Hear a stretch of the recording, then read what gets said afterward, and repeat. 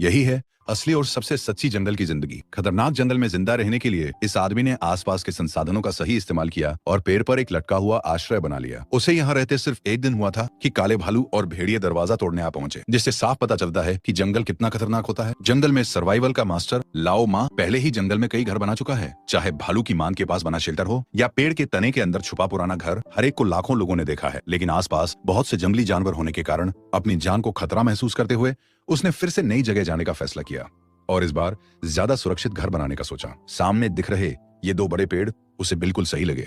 कई मीटर ऊंचाई ने उसे पूरा भरोसा दिया, इन्हें शेल्टर में बदलना काफी आरामदायक होगा। प्लान बनाते ही वह सूखी लकड़ी काटने गया। पहले उसे एक सीढ़ी बनानी थी ताकि पेड़ में छेद करना आसान हो सके।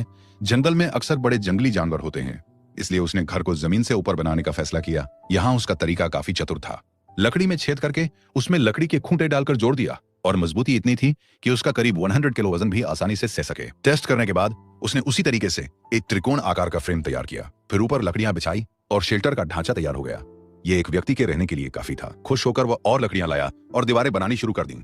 लकड़ियां सीधी नहीं थीं, हर एक थोड़ी टेढ़ी थी, लेकिन इससे काम और आसान हो गया। उसने चारों दीवारें जल्दी बना ली। रहने की जगह तैयार करने के बाद उसने कुछ लकड़ी के तख्ते काटे और कुछ समतल पत्थर इकट्ठा किए ताकि खाली जगह में चूल्हा बना सके। मिट्टी की गुणवत्ता बहुत अच्छी नहीं थी, इसलिए उसने उसमें सूखी घास मिलाई। पानी डालकर मिलाने के बाद सूखने पर यह फटेगी नहीं और चिंगारी से लकड़ी का घर भी नहीं जलेगा। छत बनाना आसान था क्योंकि उस पर सोना नहीं था, बस ऊपर लकड़ी की पट्टियां रखी और एक वाटरप्रूफ शीट बिछा दी। सीढ़ी को कम दिखाई देने वाला बनाने के लिए उसने एक घुमावदार पुली सिस्टम बनाया, जिससे जरूरत ना होने पर सीढ़ी ऊपर खींची जा सके।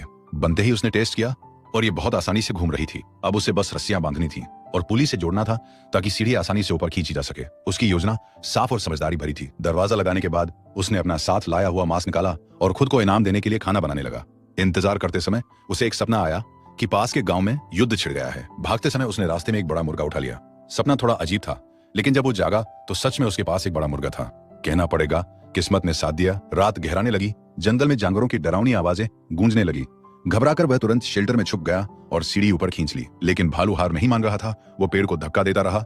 मजबूर होकर उसने अपना मुर्गा भालू के सामने डाल दिया। तब जाकर भालू शांत हुआ। भले ही उसे उस रात भूखा रहना पड़ा, लेकिन कम से कम वो सुरक्षित था। उसने तय किया कि सुबह होते ही वो इस जगह को छोड़ देगा।